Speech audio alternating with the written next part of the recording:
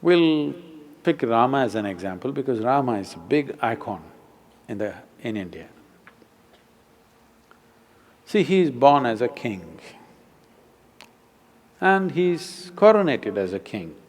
But because of some crazy situations, he's forced to go and live in the jungle with his new bride, a young woman he marries. She's a princess. She's made to live in the palace. But now, with this young woman, he goes and lives in the jungle. So today in some stupid movie, they may show you scenes of how she's floating around in the jungle. No, you go and live in the jungle.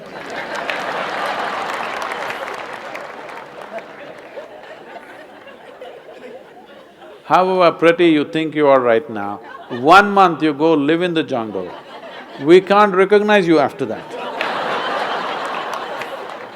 So this princess, forced to live in the jungle, and fortunately his brother follows him, knowing the difficulties that they may face. He leaves his own family, goes there to serve his brother and his sister-in-law. I was touring Andhra Pradesh just 10 days ago, 15 days ago. I'm in a small town. One 14-year-old schoolgirl stands up and says, "Sadhguru, how is it possible that Sita gets kidnapped and taken to Sri Lanka and Rama walks all the way from Ayodhya to Sri Lanka? How is it possible? Is it true?" Then I asked her, "See, you're still a young girl, one day you will find a man. When you find a man, would you like to find a man that if you get lost somewhere, he will walk all the way? Or he thinks it's not practical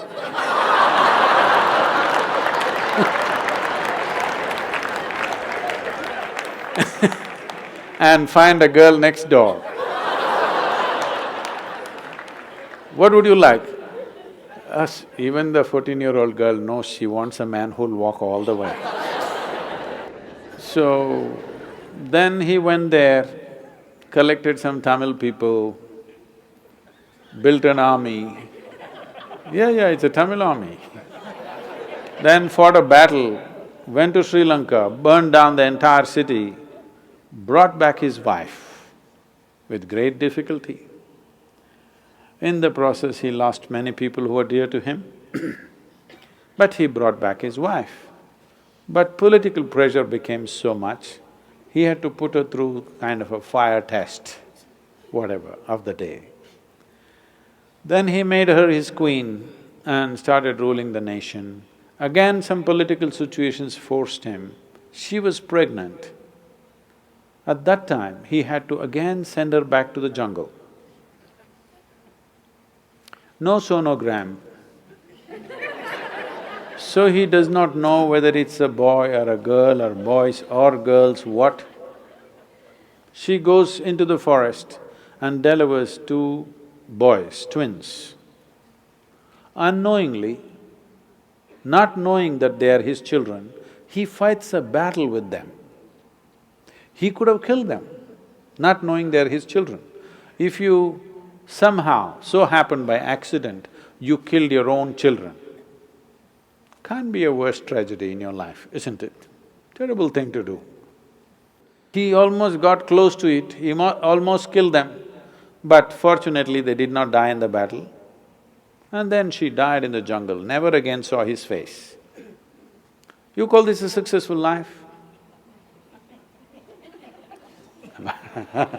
I'm asking you, you call this a successful life?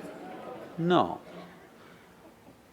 But we worship him not because he was a super success of the day. Any one of these events happened in your life, most people would be broken, bitter for the rest of their life.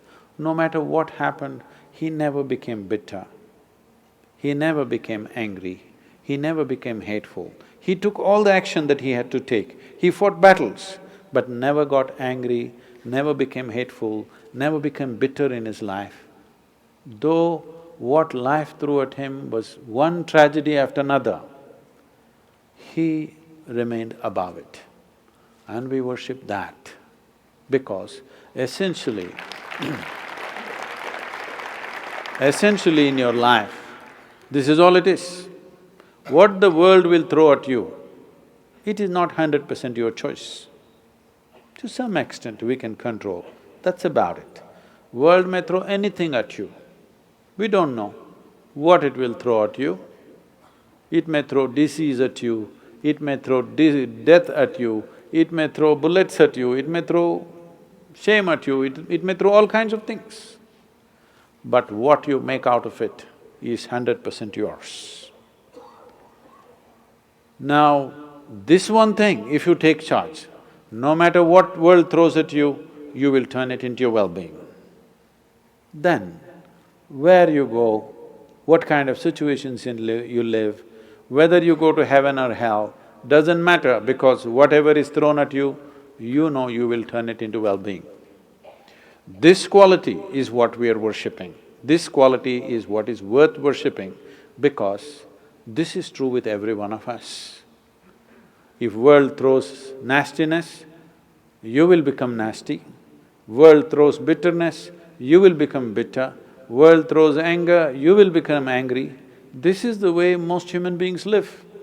Because he lived above that, we said he is godlike.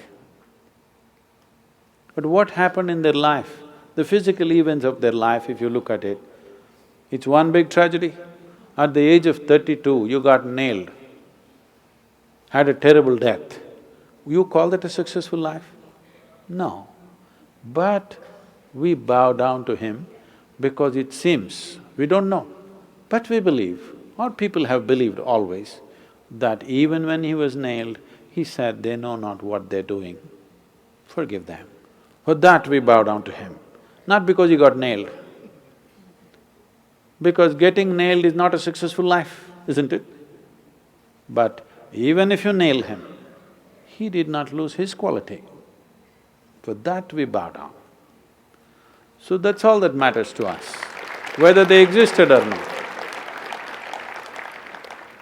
That they are an inspiration for you, whether everything that's said about them is true or not. Even this is not your problem. You're not a historian, all right?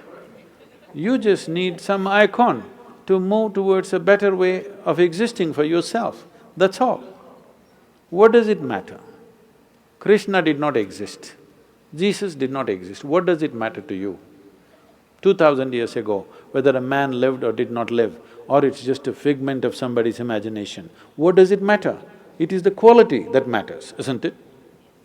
We recognize these qualities as great qualities, in some way trying to emulate them to whatever extent one can.